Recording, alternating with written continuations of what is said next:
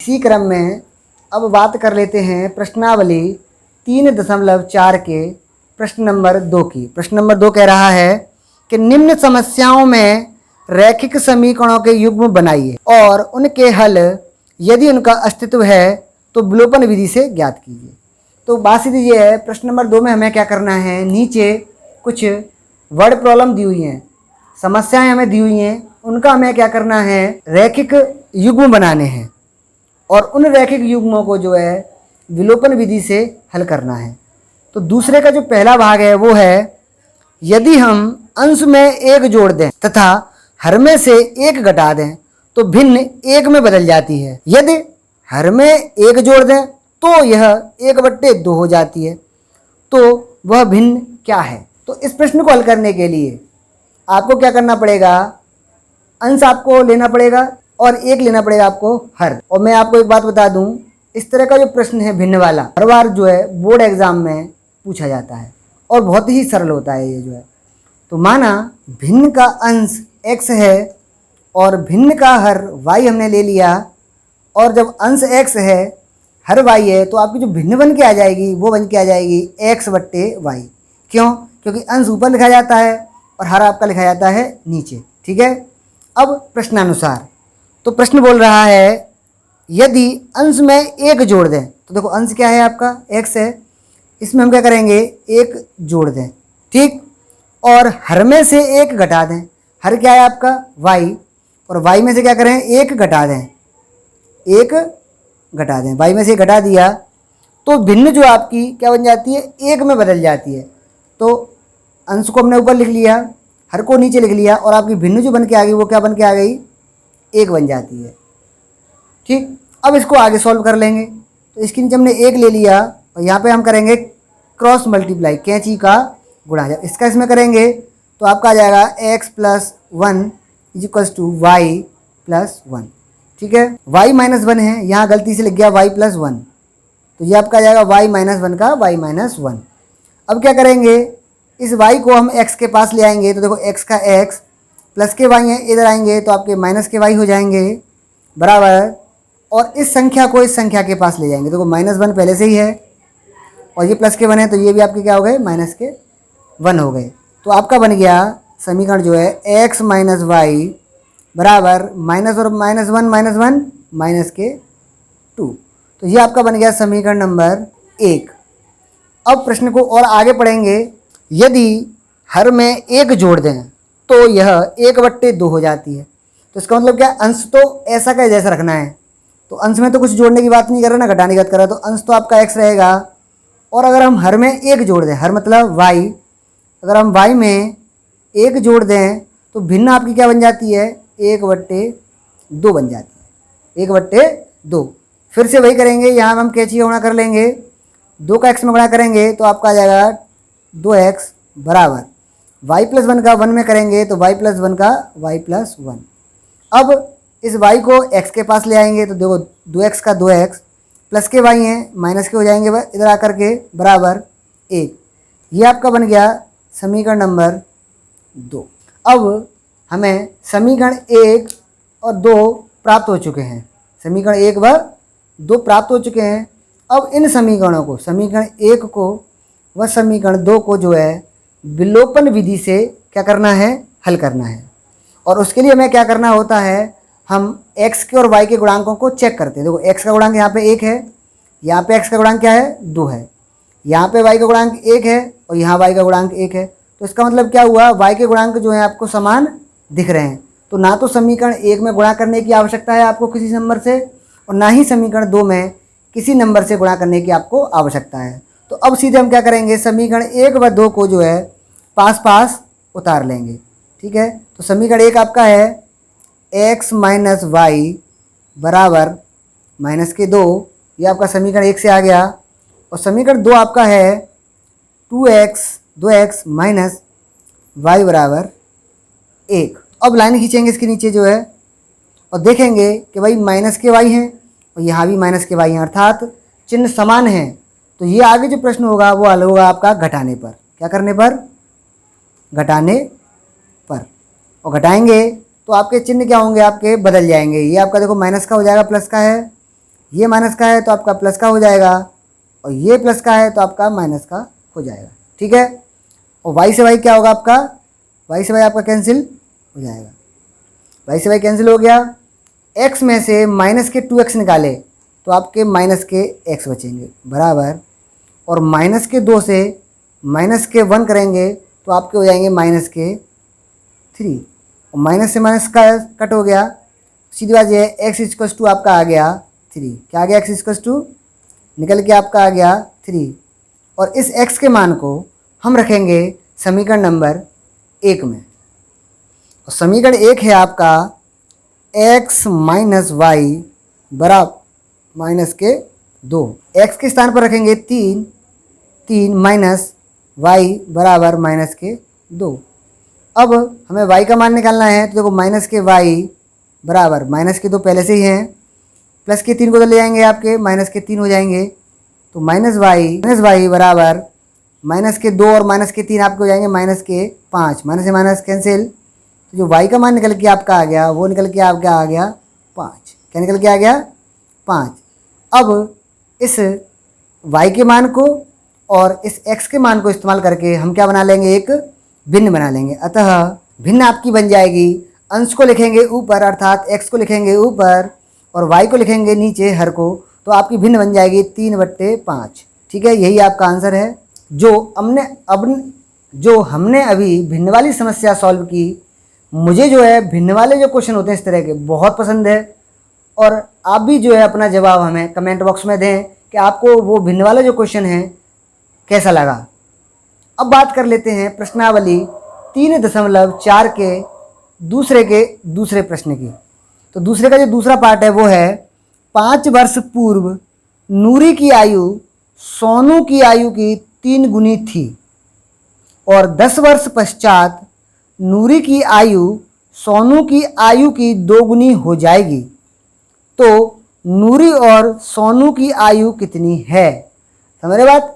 तो इस तरह का प्रश्न भी बहुत पूछा जाता है आयु वाला जो है। तो अब इस समय हमें क्या करना है, इस प्रश्न में नूरी और सोनू की जो है वर्तमान आयु आपको माननी होगी। तो माना नूरी की वर्तमान आयु है आपकी x वर्ष और सोनू की वर्तमान आयु है y वर्ष। प्रश्नानुसार 5 वर्ष पूर्व, समझ रहे, 5 वर्ष पूर्व का मतलब है 5 वर्ष पहले।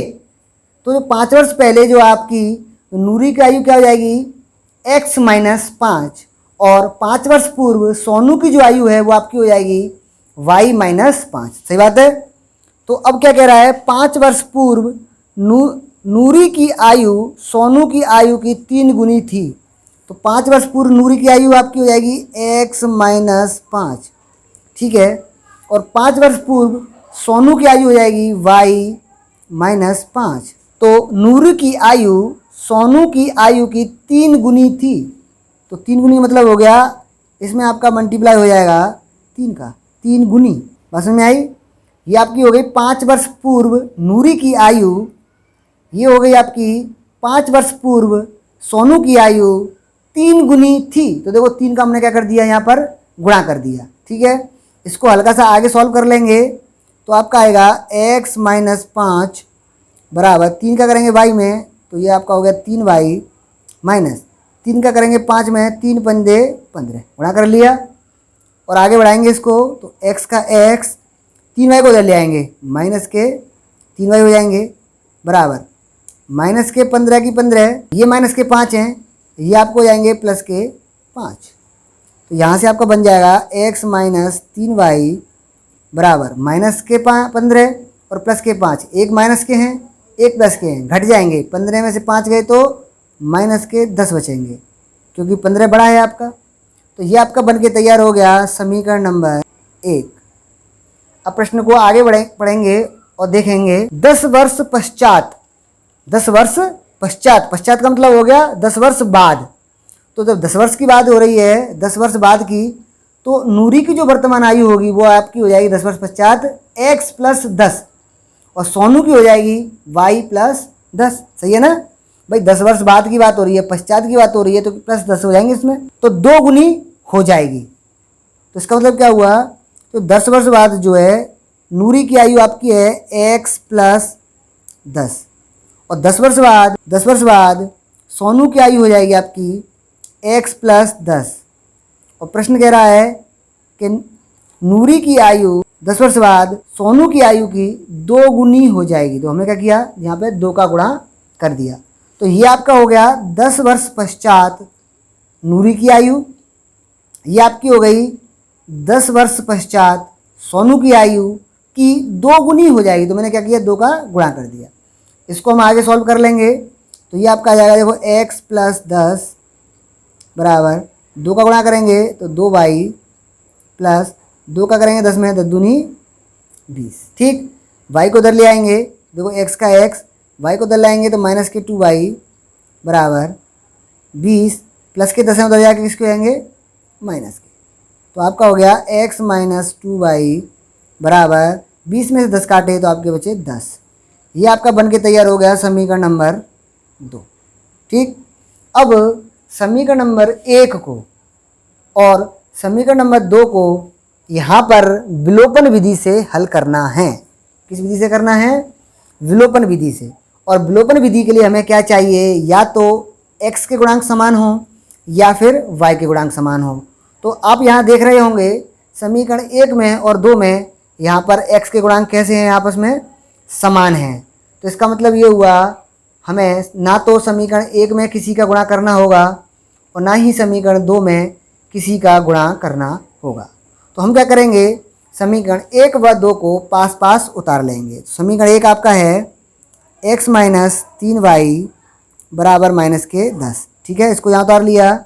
अब समीकरण 2 को उतार लेंगे, x - 2y बराबर 10। एक लाइन खींचेंगे दोनों के नीचे जो है और देखेंगे कि भाई ये प्लस के x हैं और ये भी प्लस के x हैं। इसका मतलब ये हुआ समीकरण इस वाले में से इस वाले को घटाने पर आपको प्रश्न को आगे हल करना होगा। तो यहाँ लिख देंगे घटाने पर क्या होगा, इनके जो साइन है वो चेंज हो जाएंगे। देखो ये प्लस का है माइनस का हो जाएगा, ये माइनस का है प्लस का हो जाएगा, ये प्लस का है तो आपका माइनस का हो जाएगा। ठीक, और x से x क्या हो जाएगा, आपका कैंसिल हो जाएगा। तो अब -3y है ये, और ये आपके प्लस के 2y हैं। तो -3y और प्लस के 2y, तो एक संख्या आपकी माइनस की है और एक आपकी प्लस की है, इसका मतलब घट जाएंगी तो आपकी बचेंगी -y बराबर। ये आपके -10 हैं, ये आपके -10 हैं, तो माइनस माइनस आपके क्या होंगे, जुड़ जाएंगे। तो ये आपको जाएंगे -20, माइनस से माइनस कैंसिल। तो y बराबर जो आंसर आपका आ गया वो आ गया 20। अब इस y के मान को हम क्या करेंगे, समीकरण 1 में रखेंगे। कहाँ रखेंगे, समीकरण 1 में। y बराबर 20 रखेंगे हम समीकरण 1 में। समीकरण 1 आपका है x - 3y बराबर -10। अब ये समीकरण 1 हमने ले लिया, यहाँ रखेंगे y का मान 20। देखो x का तो x हो जाएगा आपका -3, y के स्थान पर रखेंगे 20 बराबर -10। तो x का x माइनस 20 दिया 60 बराबर -10। इतना क्लियर हो गया आपको। आगे बढ़ेंगे तो x बराबर -10, -60 है, उधर जाके आपके हो जाएंगे +60। अब एक नंबर का आपका क्या है, माइनस का है, और एक नंबर आपका क्या है, प्लस का है। तो यहाँ क्या होगा, घट जाएंगे। तो 60 में से 10 जाएंगे तो आपके बचेंगे +50। तो x का मान निकल के आ गया आपका 50। तो अब हम कह सकते हैं कि अतः नूरी की जो वर्तमान आयु होगी वो होगी आपकी 50 वर्ष और सोनू की जो वर्तमान आयु होगी वो होगी आपकी 20 वर्ष। ठीक है, तो इस समय जो है नूरी तो 50 वर्ष की है और सोनू आपका है 20 वर्ष का। ठीक, आपको ये प्रश्न जो है एकदम क्लियर आपको हो गया होगा। इसी क्रम में आगे बात कर लेते हैं प्रश्नावली 3.4 के क्वेश्चन नंबर दूसरे के तीसरे पार्ट की, जो कि है 2 अंकों की संख्या के अंकों का योग। 2 अंकों की संख्या के अंकों का योग 9 है। इस संख्या का 9 गुना संख्या के अंकों को पलटने से बनी संख्या का 2 गुना है, वह संख्या ज्ञात कीजिए। ये प्रश्न आपका जो है, ये समस्या जो आपकी बहुत ही इंटरेस्टिंग है। और मैं सच बता रहा हूँ आपको, ये जो क्वेश्चन है आपका अंकों वाला, कहीं न कहीं किसी न किसी एग्जाम में आपका 100% जो है पूछा जाता है। तो यहाँ पे हमें क्या करना होगा, 2 अंकों की संख्या की बात हो रही है, अर्थात जब 2 अंक होंगे तो उसमें एक अंक तो आपका इकाई का होगा और एक अंक आपका हो जाएगा दहाई का। जैसे मान लो मैं लिख देता हूँ, एक मैं लिख दिया 65, तो इसमें आप देखेंगे एक अंक तो आपका है 5 और एक अंक आपका है 6, अर्थात ये संख्या जो आपकी बन के आई है वो आपकी है 2 अंकों की, है कि नहीं, 2 अंकों की। अब 2 अंकों की है तो देखो, ये पहला जो अंक होता है वो आपका होता है इकाई का, किसका होता है, इकाई का। और जो दूसरे नंबर का अंक होता है वो किसका होता है, आपका दहाई का, ठीक है ना। ऐसे होते हैं इकाई दहाई। तो अब इस प्रश्न को हल करने के लिए हमें इकाई का अंक और दहाई का अंक जो है दोनों मानने होंगे। तो माना संख्या का इकाई का अंक x है और संख्या का दहाई का अंक जो आपका y है। तो जब इकाई का अंक x है और दहाई का अंक y है, तो जो आपकी संख्या बन के आएगी वो आपकी बन के आएगी x प्लस 10y, आएगी कि नहीं आएगी। तो इकाई में 1 का गुणा कर देंगे और दहाई में 10 का गुणा कर देंगे तो 10y हो जाएगा, और दोनों को जोड़ देंगे तो आपको जो है संख्या प्राप्त हो जाएगी। छोटी क्लास में हमने किया भी होगा, देखो जैसे मान लो ये 5 है ना, तो 5 गुणा 1 करेंगे तो 5 एकम 5, ठीक। और ये आपका 6 है तो 6 में गुणा करेंगे हम किसका, 10 का, तो ये आपके हो गए 60, 10 छिक्के 60, और 60 में 5 को जोड़ेंगे तो कितना हो गया आपका 65 आ गया, देखो बन गई संख्या। तो इस तरह से हम 2 अंकों की संख्या को जो है बना लेते हैं। इतना क्लियर आपको हो गया होगा। अब आगे बढ़ेंगे प्रश्न के अनुसार। प्रश्नानुसार 2 अंकों की संख्या के अंकों का योग 9 है। तो देखो अंकों का योग मतलब हो गया कि एक तो आपका इकाई का अंक हो गया और एक हो गया दहाई का, और दोनों का योग मतलब दोनों का जोड़। तो देखो इकाई का अंक धन y का अंक बराबर कितना दे रखा है, 9, ठीक है। तो दोनों अंकों का योग आपका 9 है। तो ये आपका बन के तैयार हो गया पहला समीकरण, ठीक। अब प्रश्न को हम आगे बढ़ेंगे और आगे पढ़ेंगे इस संख्या का 9 गुना। तो इसका मतलब क्या है, ये आपकी संख्या है, इसका 9 गुना संख्या के अंकों को पलटने से बनी संख्या का 2 गुना है। इस संख्या का 9 गुना, तो पहले तो संख्या का 9 गुना करेंगे तो संख्या आपकी है x प्लस 10y, ठीक है। इसका 9 गुना, तो 9 का गुणा कर दिया, 9 का हमने गुणा कर दिया। और फिर कह रहा है संख्या के अंकों से पलटने से बनी संख्या। अगर अंकों को पलट दिया जाए, इसका मतलब क्या है, दहाई का जो अंक है वो तो बन जाए आपका इकाई का, और इकाई का अंक जो है वो बन जाए आपका दहाई का। तो जो संख्या बनेगी आपकी अंक पलटने से वो बनेगी आपकी 10x प्लस y, बनेगी नहीं बनेगी। और ये कितना है, 2 गुने के बराबर है, 2 गुने के बराबर है। तो इतना क्लियर हो गया होगा भाई। जो संख्या थी हमारी वो थी x प्लस 10y। अब हमारे क्या हो गए, अंक पलट गए। जब अंक पलट जाएंगे तो x जो होगा, जो इकाई का अंक है वो तो आपका दहाई का बन जाएगा, इसका तो 10 का गुणा हो जाएगा 10x।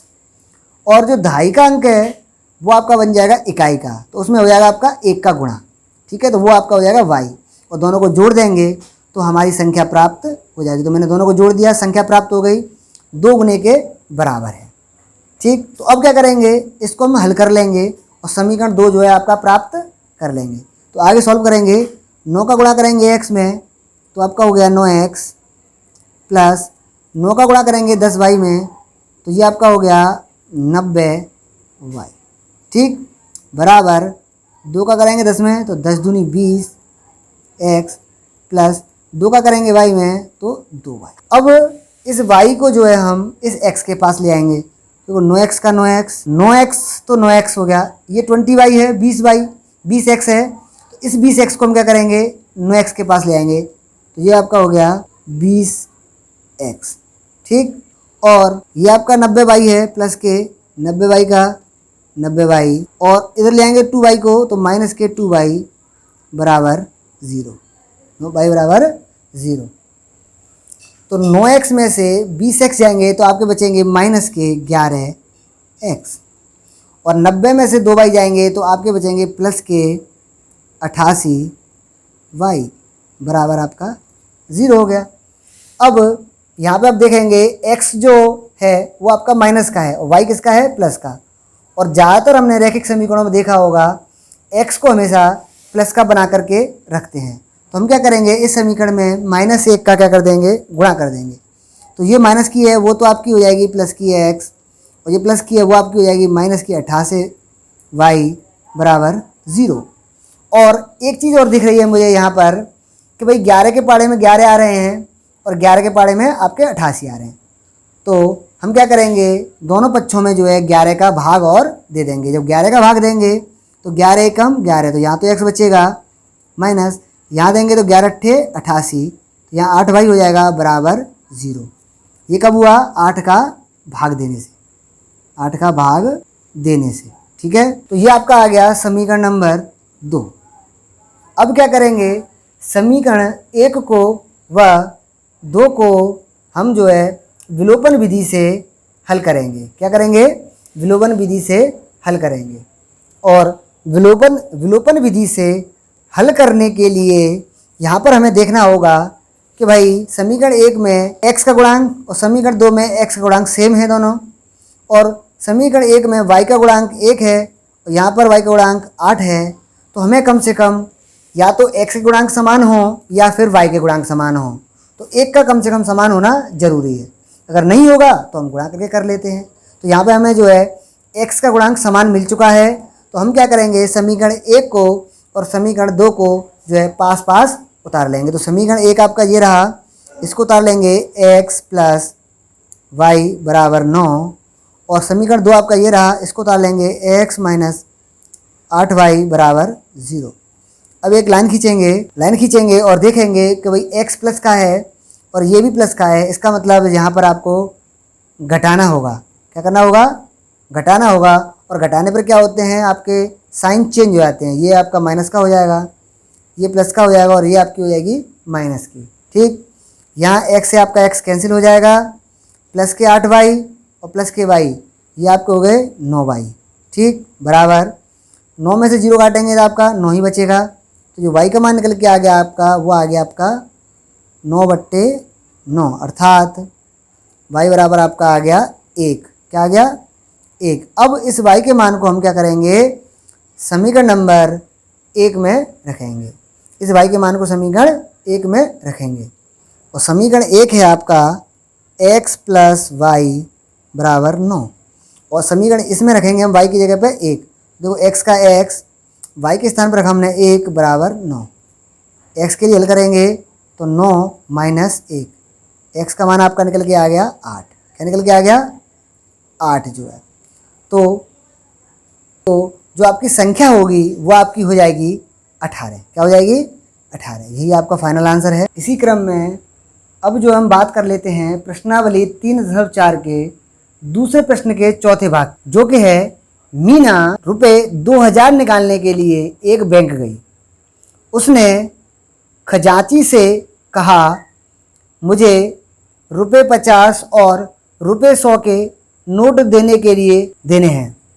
मीना ने कुल 25 नोट प्राप्त किए। ज्ञात कीजिए उसने 50 रुपये और 100 रुपये के कितने कितने नोट प्राप्त किए। काफ़ी इंटरेस्टिंग है और हमारी रियल लाइफ से जो है ये वाला प्रश्न जो है जुड़ा हुआ है, क्योंकि हर घर में से कोई न कोई व्यक्ति जो है बैंक से लेन देन का जो है कार्य करता है। तो इस तरह के प्रश्न जो है हमें अपनी रियल लाइफ से जोड़ते हैं और इस तरह के प्रश्न हमें जो है आने चाहिए जो है। तो सबसे पहले हमें क्या करना होगा, यहाँ पर जो है 50 के नोटों की संख्या माननी होगी और जो है 100 के नोटों की संख्या माननी होगी। तो माना मीना 50 के नोट तो जो है x और 100 के नोटों की संख्या वो है आपकी y है। ठीक है, अब मीना जो है बैंक से 2000 रुपये निकालने के लिए जाती। तो 50 के नोट कितने हैं आपके, x, तो इसका मतलब आपके हो गए 50 गुणा x। ठीक, प्लस और y, 100 के नोट कितने हैं आपके y, तो आपके हो गए 100 गुणा y बराबर कितने रुपये निकाल के लाती है, 2000 रुपये। कितने, 2000 रुपये। ठीक है, यहाँ पे हम गुणा करेंगे तो देखो ये आपका बन जाएगा 50x प्लस ये आपका बन जाएगा 100y बराबर 2000। और यहाँ पे आप देख रहे होंगे कि अगर मैं पूरे में 50 का भाग दे दूँ, पूरे समीकरण में अगर मैं 50 का भाग दे दूँ तो पूरा पूरा जो है सब में चला जाएगा। तो यहाँ पे हम क्या करेंगे, 50 का भाग देते हैं। तो यहाँ तो आपका x आ जाएगा, प्लस यहाँ अगर देंगे 50 दूनी 100, तो यहाँ 2y हो जाएगा बराबर। और यहाँ देंगे तो 50 चौके 200, 1 0 की 0। तो ये आपका बन के तैयार हो गया पहला समीकरण। ठीक, फिर प्रश्न को आगे पढ़ते हैं। तो देखा कि मीना के कुल 25 नोट प्राप्त हुए। मीना को कितने नोट प्राप्त हुए? कुल 25। तो देखो 50 के नोटों की संख्या कितनी है? x है, और 100 के नोट की जो संख्या है वो आपकी कितनी है? y। तो हमें दो तरह के नोट प्राप्त हो रहे हैं, 50 के और 100 के। तो x प्लस वाई बराबर कितना हो जाएगा आपका? 25।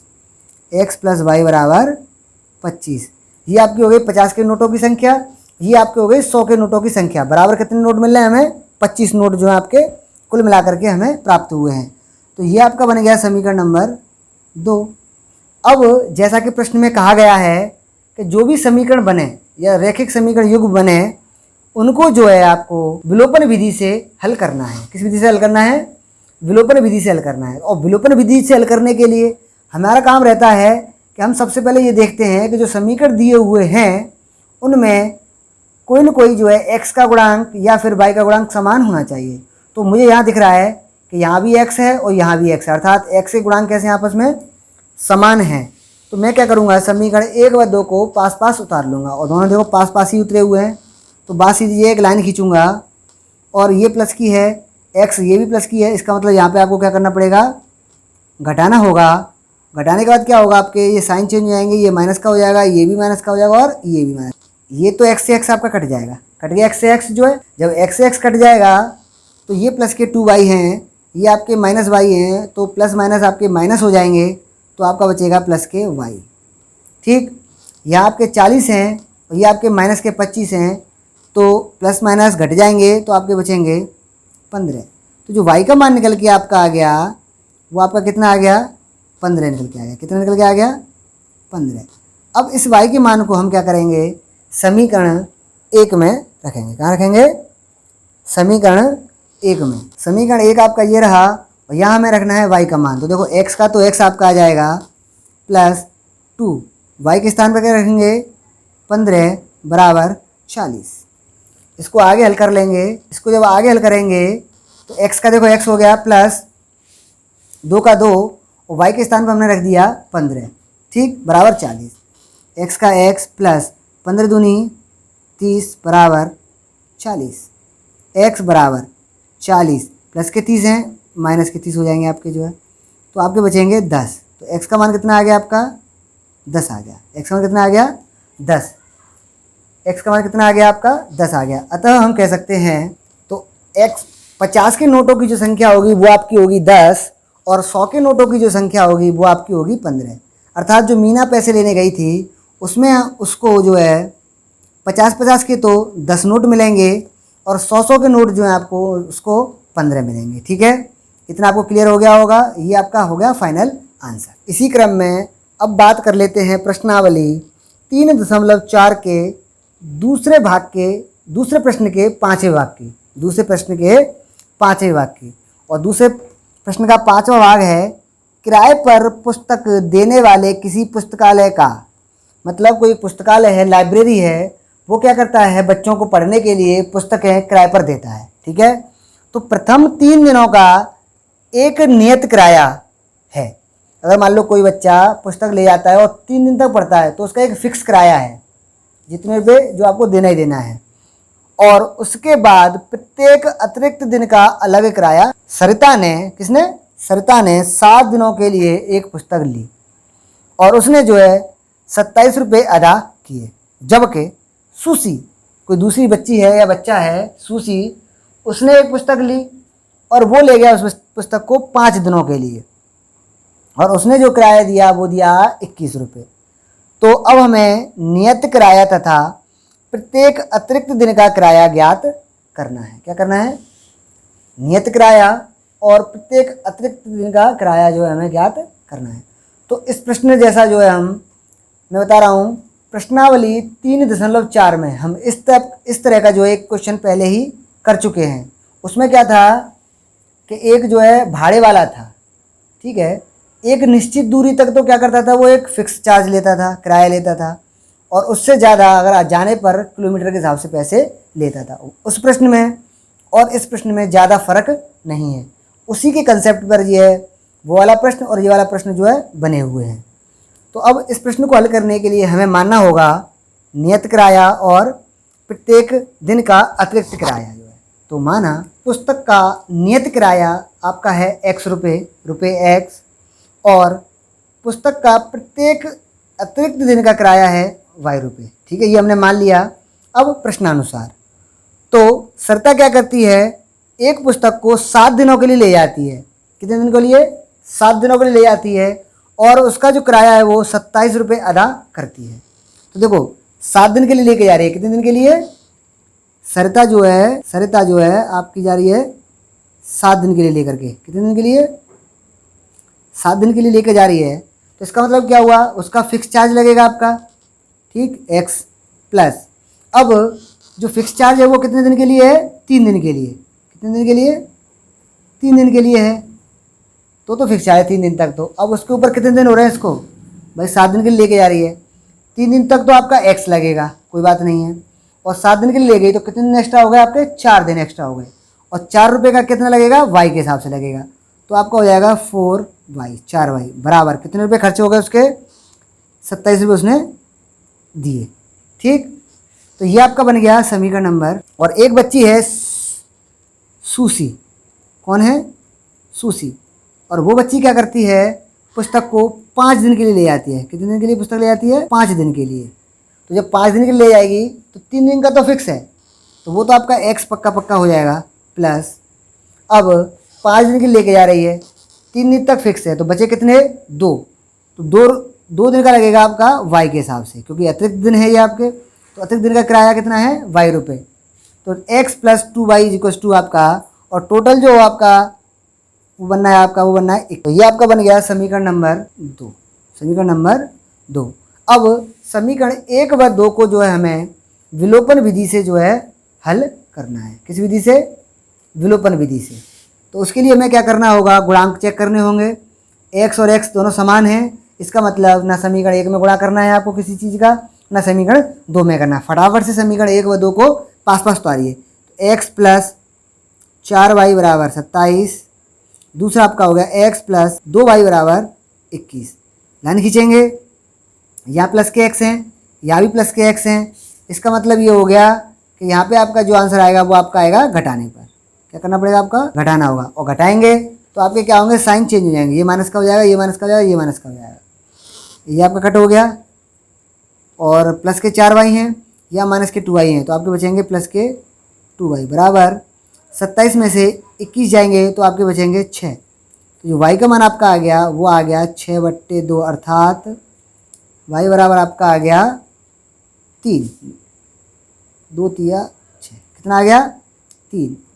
ये आपका y का आंसर आ गया। इस y के मान को हम रखेंगे समीकरण 1 में। किस में रखेंगे? समीकरण 1 में।